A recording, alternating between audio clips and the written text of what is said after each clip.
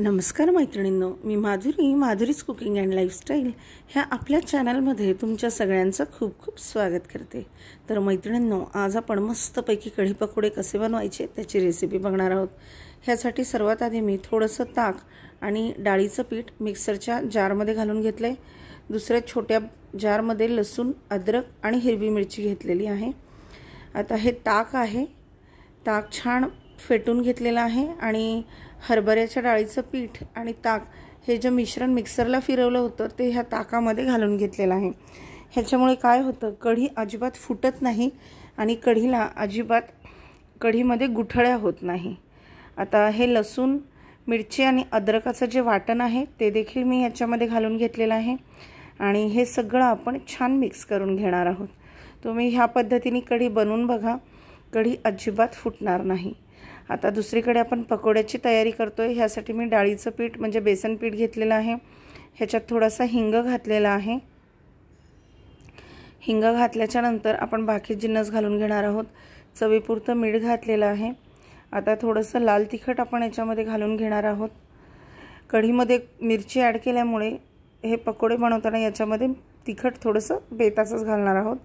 थोडीशी हळद घातलेली आहे, ओवा घातलेला आहे म्हणजे ओवा जिऱ्याची पूडच घालून घेतलेली आहे आणि आता ह्या बीटरच्या साहाय्याने हे सगळं छान मिक्स करून घेतलेलं आहे।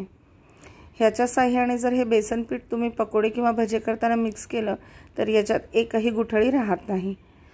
आता परत थोडं पाणी घालून आपण याचं छान बॅटर तयार करून घेणार आहोत।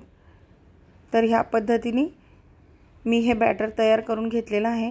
कन्सिस्टन्सी तुम्ही बघू शकता, खूप जास्त पातळ हे पीठ बनवलेलं नाही आहे, कारण हे जे पकोडे आहेत हे आपल्याला कढीमध्ये सोडायचे आहेत।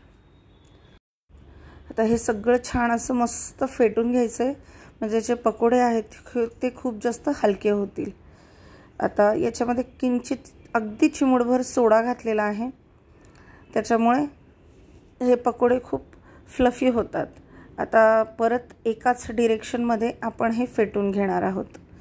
तर ह्या पद्धतीने मी हे फेटून घेतलेले आहे। आता दुसरीकडे आपण जे कढीचं बॅटर करून घेतलं त्याच्यामध्ये मी थोडीशी हळद घातलेली आहे। आता बाकी जिन्नस याच्यामध्ये आपण घालून घेणार आहोत। चवीपुरतं मीठ घातलेलं आहे। अगदी किंचित साखर घालायची आहे, पण साखर पूर्णपणे ऑप्शनल आहे, नाही घातली तरी देखील चालेल। आता हे सगळं छान मिक्स करून घ्यायचं आहे। आता आपण याला तडका देऊन घेणार आहोत।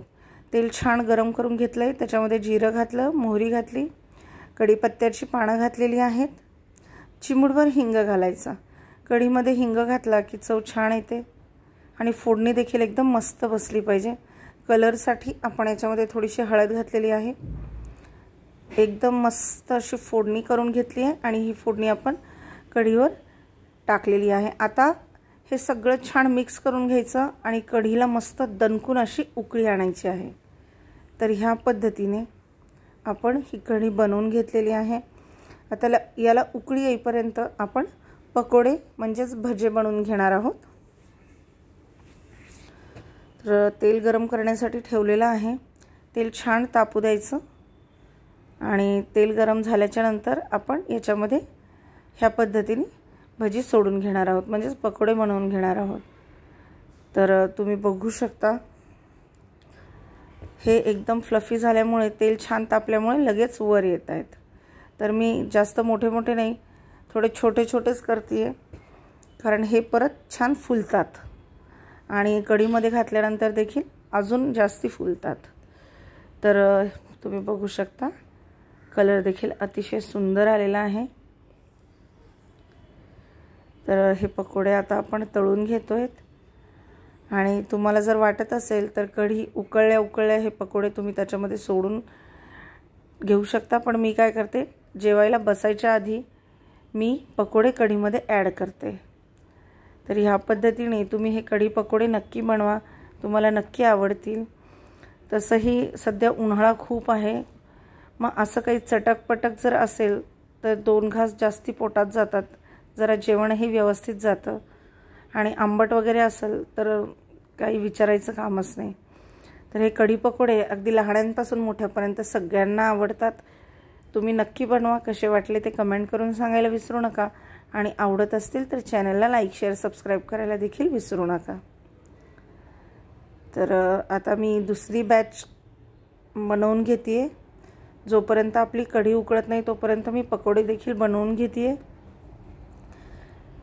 तर तुमचे काही सजेशन असतील तर ते देखील तुम्ही मला देऊ शकता। तुमचे काय कमेंट्स आहेत ते मी रोजच बघते, त्याच्यामुळे व्हिडिओ आवडत असेल तर लाईक करा, आवडत नसेल तर काय सजेशन आहेत ते देखील कमेंट करून सांगा।